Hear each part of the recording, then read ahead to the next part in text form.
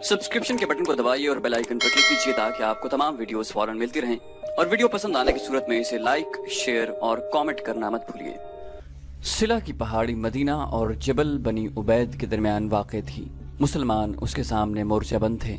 अबू सुफियान ने मुसलमानों की तादाद देखी तो उसके होंठों पर तंजिया मुस्कुराहट आ गई।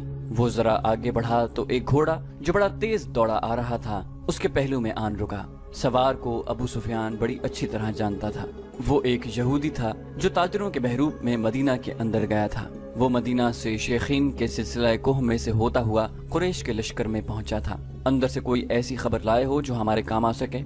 अबू सुफियान ने पूछा और कहा, हमारे साथ साथ चलो और इतना ऊंचा बोलते चलो कि मेरे ये तीनों नायब भी सुन सकें। मुसलमानों ने शहर के दिफा और आबादी के तहफ़्फ़ुज़ के जो इंतजामात कर रखे हैं वो इस तरह हैं। यहूदी ने कहा, ये तो तुमको मालूम होगा कि मदीना छोटे छोटे किलों और एक दूसरे के साथ मिली हुई बस्तियों का शहर है। मुसलमानों ने शहर की औरतों, बच्चों और ज़ईफ़ों को पीछे की तरफ वाले किलों में भेज दिया है। खंदक पर नजर रखने के लिए मुसलमानों ने गश्ती पहरे का जो इंतजाम किया है उसमें 200-250 अफराद शामिल हैं। ये अफराद तलवारों के अलावा फेंकने वाली बर्छियों और तीर कमानों से मुसल्लह हैं। उन्होंने इलाके तकसीम कर रखे हैं जिनमें वो सारा दिन और पूरी रात गश्त करते हैं। जहां कहीं से भी तुम खंदक अबूर करने की कोशिश करोगे वहां मुसलमानों की खासी ज्यादा तादाद पहुंच जाएगी और इस कदर ज्यादा तीर और बर्छियां बरसाएगी कि तुम लोग पीछे को भाग आने के सिवा कुछ न कर सकोगे।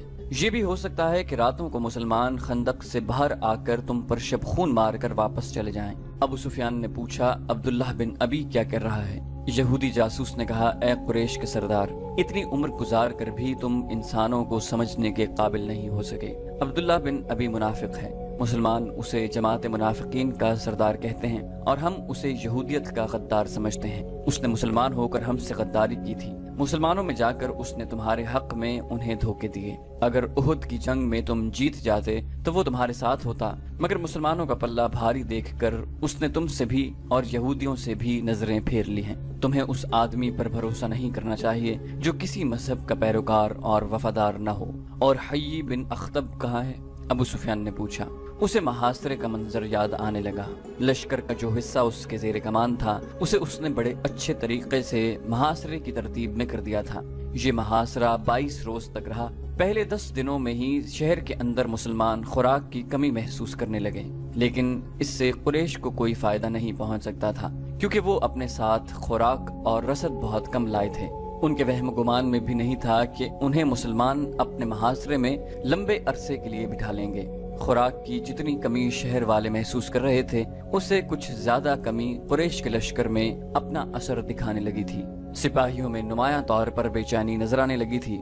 मौरिख इब्ने हशाम लिखता है कि उस कैफियत में कि शहर में खुराक का कोई जखीरा नहीं था, लोगों को रोजाना निस्फ खुराक दी जा रही थी। मुनाफिकीन और यहूदी तखरीबकार दरपर्दा हरकत में आ गए थे। कोई भी न जान सका कि ये आवाज कहाँ से उठी है, लेकिन ये आवाज सारे शहर में फैल गई। मोहम्मद हमें कैसी बुरी मौत मरवाने का बंदोबस्त कर रहा है। एक तरफ वो कहता है कि बहुत जल्द कैसर और किसरा के खजाने हमारे कदमों में पड़े होंगे, दूसरी तरफ हमने उसकी नबूवत का ये असर भी न देखा कि आसमान से हमारे लिए खुराक उतरे। लोगों ने इस्लाम तो कबूल कर लिया था, लेकिन वो गोश्त पोस्त के इंसान थे। वो पेट की आवाजों से मुतासिर होने लगे। आखिर एक आवाज ने उन्हें पेट के भूत से आजादी दिला दी। क्या तुम खुदा से ये कहोगे कि हमने अपने पेट को खुदा से ज्यादा मुकद्दस जाना? ये एक रात की कड़क की तरह थी जो मदीना के गली कूचों में सुनाई देने लगी।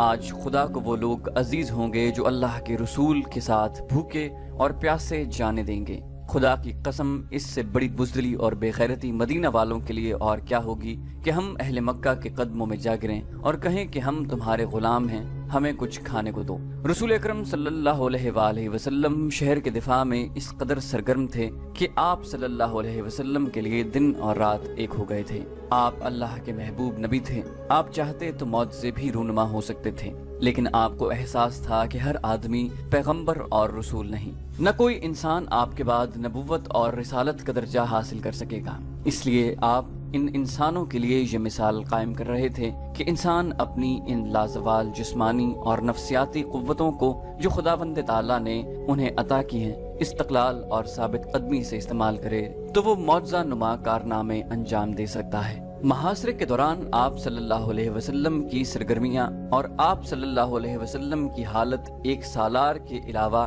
ایک سپاہی کی بھی تھی۔ آپ صلی اللہ علیہ وسلم کو اس کیفیت اور اس سرگرمی میں دیکھ کر مسلمان بھوک اور پیاس کو بھول گئے اور ان میں ایسا جوش پیدا ہوا کہ ان میں بعض خندق کے قریب چلے جاتے اور قریش کو بزدلی کے طعنے دیتے۔ وہ 7 مارچ 627 عیسوی کا دن تھا جب ابو سفیان نے پریشان ہو کر کہا کہ حی بن اخطب کو بلاؤ۔ اس کی پریشانی کا باعث یہ تھا کہ 10 دنوں میں اس کے لشکر کی خوراک کا ذخیرہ بہت کم رہ گیا تھا۔ سپاہیوں نے قرب و جوار کی بستیوں میں لوٹ مار کر کے کچھ خوراک تو حاصل کر لی تھی، لیکن اس ریگزار میں لوگوں کے گھروں میں بھی خوراک کا کوئی ذخیرہ نہیں ہوتا تھا۔ قریش کے لشکر میں بددلی پھیلنے لگی۔ اپنے لشکر کے جذبے کو یوں ٹھنڈا پڑتے دیکھ کر اس نے یہودیوں کے ایک قبیلے کے سردار کو یعنی ہوئی بن اخطب کو بلایا، جو قریش کی زمین دوز مدد کے لیے لشکر کے قریب ہی موجود تھا۔ وہ تو اس انتظار میں تھا کہ اہل قریش اسے بلائیں اور اس سے مدد مانگے۔ مدینہ سے کچھ ہی دور یہودیوں کے ایک قبیلے بنو قریظہ کی بستی تھی۔ اس قبیلے کا سردار کعب بن اسد اس بستی میں رہتا تھا۔ اس رات جب وہ گہری نیند سویا ہوا تھا، دروازے پر بڑی زور کی دستک سے اس کی آنکھ کھل گئی۔ اس نے اپنے غلام کو آواز دے کر کہا، دیکھو باہر کون ہے؟ غلام نے کہا، ہوئی بن اخطب آیا ہے۔ رات کے اس وقت وہ اپنے ہی کسی مطلب سے آیا ہوگا۔ کعب بن اسد نے غصیلی آواز میں کہا، اسے کہو کہ میں اس وقت تمہارا کوئی مطلب پورا نہیں کر سکتا، دن کے وقت آنا۔ بنو قریظہ یہودیوں کا وہ قبیلہ تھا جس نے مسلمانوں کے ساتھ دوستی کا اور ایک دوسرے کے خلاف جنگ نہ کرنے کا معاہدہ کر رکھا تھا۔ اس معاہدے میں یہودیوں کے دوسرے 2 قبیلے بنو قینقاع اور بنو نذیر بھی شامل تھے، لیکن ان دونوں قبیلوں نے اس معاہدے کی خلاف ورزی کی تھی اور مسلمانوں نے انہیں وہ سزا دی تھی کہ وہ لوگ شام کی طرف بھاگ گئے تھے۔ صرف بنو قریظہ تھا جس نے معاہدے کو برقرار رکھا اور اس کا احترام کیا۔ مسلمان جنگ خندق میں اس قبیلے کی طرف سے ذرا سا بھی خطرہ محسوس نہیں کر رہے تھے۔ ہوئی بن اخطب بھی یہودی تھا۔ وہ کعب بن اسد کو اپنا ہم مذہب بھائی سمجھ کر اس کے پاس گیا تھا۔ وہ کعب بن اسد کو مسلمانوں کے خلاف اکسانا چاہتا تھا، اس لیے وہ غلام کے کہنے پر بھی وہاں سے نہ ہٹا۔ کعب بن اسد نے پریشان ہو کر اسے اندر بلا لیا۔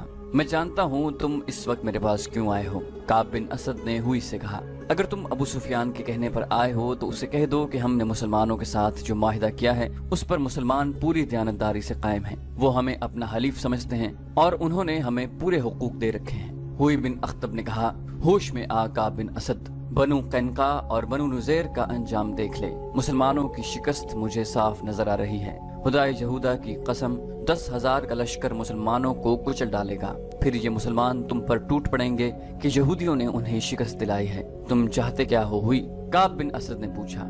قریش کے لشکر کا ایک حصہ پہاڑوں کے پیچھے سے تمہارے پاس پہنچ جائے گا۔ ہوئی نے کہا، تمہاری موجودگی میں یہ سپاہی مسلمانوں پر عقب سے حملہ نہیں کر سکتے۔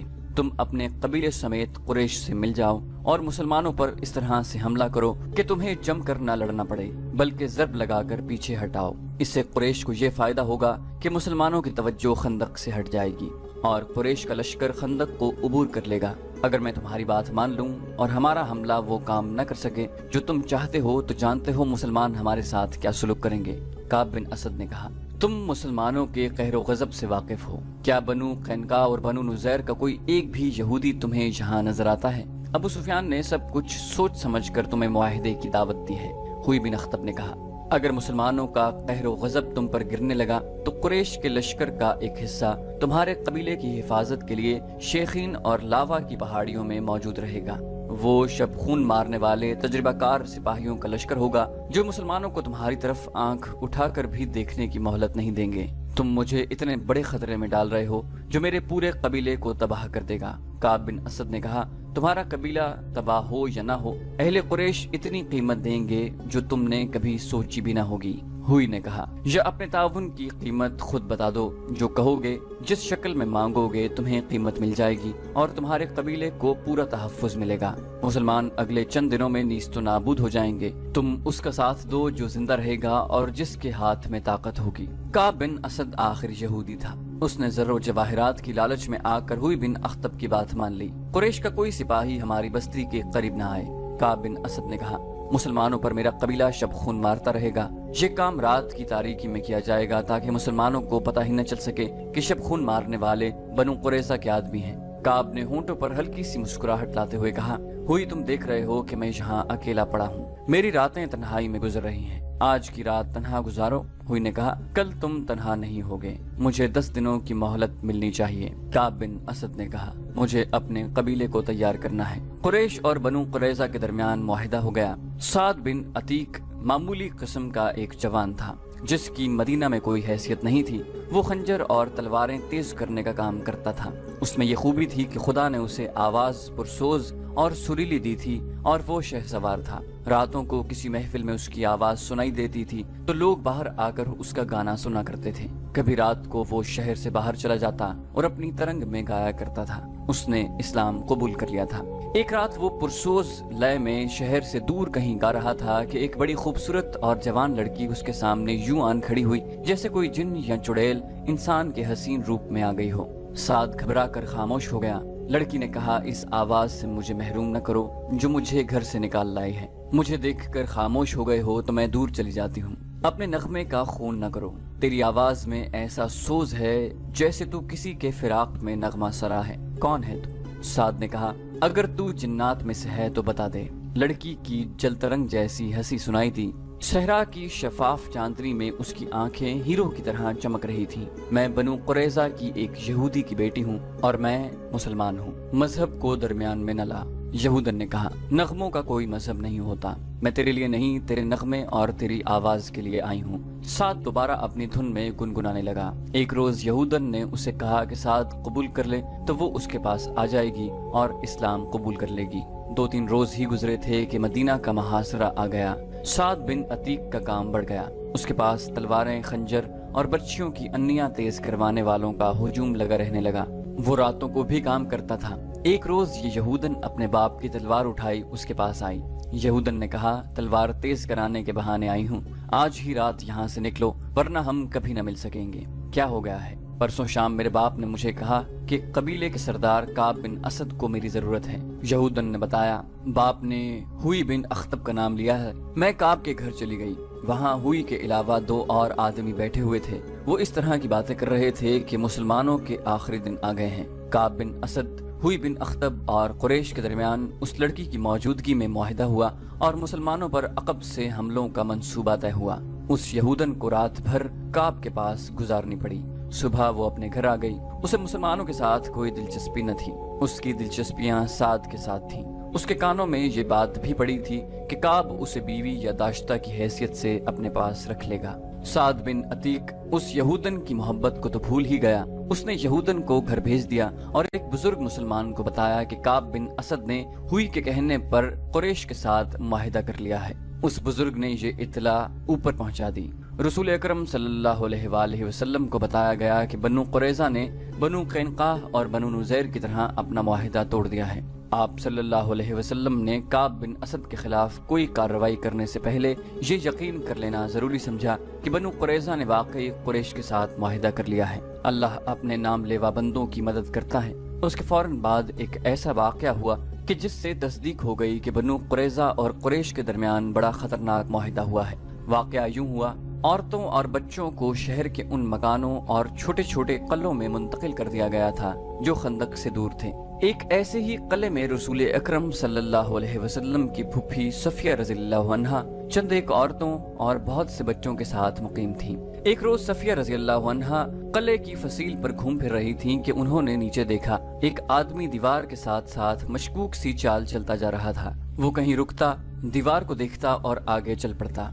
सफिया रज़ियल्लाहु अन्हा उसे छुप कर देखने लगी। साफ पता चलता था कि ये आदमी किले के अंदर आने का कोई रास्ता या जरिया देख रहा है। सफिया रज़ियल्लाहु अन्हा को इस वजह से भी इस आदमी पर शक हुआ कि शहर के तमाम आदमी खंदक के करीब मोर्चाबंद थे या जंग के किसी और काम में मसरूफ थे। अगर ये कोई अपना आदमी होता और किसी काम से आया होता तो दरवाजे पर दस्तक देता। तले में औरतों और बच्चों के साथ सिर्फ एक मर्द था। ये थे अरब के मशहूर शायर हस्सान बिन साबित। सफिया रज़ियल्लाहु अन्हा ने हस्सान रज़ियल्लाहु अन्हु से कहा कि नीचे एक आदमी मशकूक अंदाज से दीवार के साथ साथ जा रहा है। मुझे शक है कि वो यहूदी है। उन्होंने हस्सान रज़ियल्लाहु अन्हु से कहा, तुम जानते हो हस्सान, बनु कुरैजा ने दोस्ती का मुआहिदा तोड़ दिया है। ये शख्स मुझे यहूदियों का मुखबर मालूम होता है। बनु कुरैजा हम पर अकब से हमला करेंगे ताकि हमारे मर्दों की तवज्जो खंदक की तरफ से हट जाए और वो पीछे आ जाएं। यहूदियों के पास हमारे मर्दों को मोर्चों से निकाल कर पीछे लाने का यह तरीका कारआमद होगा कि वो इन कलों पर हमला शुरू कर दें जिनमें औरतें और बच्चे हैं। नीचे जाओ हसन, अल्लाह तुम्हारा निगहबान हो। इस शख्स को ललकारो, अगर वो वाकई यहूदी हो तो उसे कत्ल कर दो। ख्याल रखना कि उसके हाथ में बर्छी है और उसके चूहे के अंदर तलवार भी होगी। हसन बिन साबित ने कहा, ए अजीम खातून, क्या आप नहीं जानती कि मैं बीमार हूँ? अगर मुझ में जरा सी ताकत भी होती तो इस वक्त मैं मैदान जंग में होता। मौरिख इब्न हशाम और इब्न कुतैबा ने लिखा है कि अरब के अजीम शायर का ये जवाब सुनकर रसूल अकरम सल्लल्लाहु अलैहि वसल्लम की फूफी सफिया रजी अल्लाह अन्हा खुद उस मशकूक आदमी को पकड़ने या मारने के लिए चल पड़ी, लेकिन ये न देखा कि एक मुसल्लह मर्द के मुकाबले में जाते हुए उनके हाथ में कौन सा हथियार है। वो जल्दी में जो हथियार लेकर गईं वो बर्छी नहीं थी, तलवार नहीं थी, वो एक डंडा था। सफिया रजी अल्लाह अन्हा दौड़ती हुई बाहर निकली और उस मशकूक आदमी के पीछे जा रुकी जो दीवार के साथ खड़ा ऊपर देख रहा था। सफिया रजी अल्लाह अन्हा ने उसे ललकारा, कौन है तू? मशकूक आदमी ने बिदक कर पीछे देखा। अगर वो किसी गलत नियत से न आया होता तो उसका अंदाज कुछ और होता, मगर उसने बर्छी तान ली। हजरत सफिया ने उसका चेहरा देखा तो कोई शक न रहा कि वो यहूदी था और वो बनु कुरैज़ा का ही हो सकता था। उसे यकीन था कि वो एक औरत है, वो भी एक डंडे से मुसल्लह, उसका कुछ नहीं बिगाड़ सकेगी। हजरत सफिया ने ललकार कर कहा, तुझ पर खुदा की लानत, क्या तू बनु कुरैज़ा का मुखबर नहीं है? यहूदी ने कहा, मोहम्मद की फूफी यहाँ से चली जा, क्या तू मेरे हाथों मरने आई है? हाँ, मैं बनु कुरैज़ा का आदमी हूँ। वो बोली, फिर तू यहाँ से जिंदा बचकर नहीं जाएगा। यहूदी ने कहका लगाया और बढ़कर बर्छी मारी। जिस तेजी से बर्छी आई थी उससे ज्यादा तेजी से सफिया रजी अल्लाह अन्हा एक तरफ हो गई। यहूदी का वार खाली गया तो वो संभल न सका, वो आगे को झुका और अपने बढ़ते हुए कदमों को न रोक सका। सफिया रजी अल्लाह अन्हा ने पूरी ताकत से उसके सर पर डंडा मारा। एक औरत के बाजू में खुदा का कहर आ गया था। यहूदी रुक कर सीधा हुआ लेकिन उसका सर डोलने लगा। हजरत सफिया ने उसे संभलने का मौका न दिया और उसके सर पर पहले से ज्यादा जोर से डंडा मारा। अब यहूदी खड़ा न रह सका, उसके हाथ से बर्छी गिरी, फिर उसके घुटने जमीन से लगे। हजरत सफिया ने उसके सर पर जिससे खून बह रहा था एक और डंडा मारा। वो जब बेहोश होकर लुढ़क गया तो सफिया रजी अल्लाह अन्हा उसके सर पर ही डंडे मारती चली गईं, जैसे जहरीले नाग का सर कुचल रही हो। हजरत सफिया ने उस वक्त हाथ रोका जब यहूदी की खोपड़ी कुचली गई और उसका जिस्म बेहिस हो गया। हजरत सफिया कले में चली गईं। उन्होंने हसन बिन साबित से कहा, मैं वो काम कर आई हूँ जो तुम्हें करना था, अब जाओ और उस यहूदी के हथियार उठा लाओ और उसके कपड़ों के अंदर जो कुछ है वो भी ले आओ। मैं औरत हूँ, किसी मर्द के कपड़ों के अंदर हाथ डालना एक औरत के लिए मुनासिब नहीं। चाहो तो ये माल गनीमत तुम ले सकते हो, मुझे इसकी जरूरत नहीं। अल्लाह आपकी इस्मत और इफ़्फ़त की हिफाजत करे। हसन रज़ी अल्लाह अन्हु ने शायरों की मुस्कुराहट से कहा, माल गनीमत की जरूरत मुझे भी नहीं है और मैं अपने अंदर इतनी तवानाई महसूस नहीं करता कि ये काम अंजाम दे सकूं। मुअर्रिखीन लिखते हैं कि ये खबर रसूल अकरम सल्लल्लाहु अलैहि वसल्लम तक पहुंची तो आपको परेशानी हुई। शहर में खुराक की कैफियत यहाँ तक पहुँच गई थी कि हर फर्द को उसकी असल जरूरत की सिर्फ 1/4 खुराक मिलती थी। रसूल अकरम ने खुदाए जुल जलाल से मदद मांगी और कोई हिकमत अमली सोचने लगे। उधर खंदक का महाज सरगर्म था। खालिद को अपनी उस वक्त की बेचैनी और बेताबी अच्छी तरह याद थी। वो खंदक के साथ साथ घोड़ा दौड़ाता और कहीं से खंदक अबूर करने के तरीके सोचता था। वो मर्दे मैदान था, लड़े बगैर वापस जाने को अपनी तौहीन समझता था, मगर वहाँ लड़ाई इस नौयत की हो रही थी कि कुरैश के तीरंदाज खासी तादाद में खंदक के उस मकाम पर करीब आ जाते जहाँ मुसलमान मोर्चा बंद थे। ये सिला की पहाड़ी थी। तीरंदाज मुसलमानों पर तीर बरसाते, मुसलमान जवाबी तीरंदाजी करते। कभी कुरैश का कोई तीरंदाज किसी और जगह गश्ती संतरियों पर तीर चलाता, मगर मुसलमानों का जैश फौरन पहुंच जाता। रात को मुसलमान खंदक पर संतरियों की तादाद में इजाफा कर देते थे और कुरैश खंदक से दूर पीछे खैमागाह में चले जाते।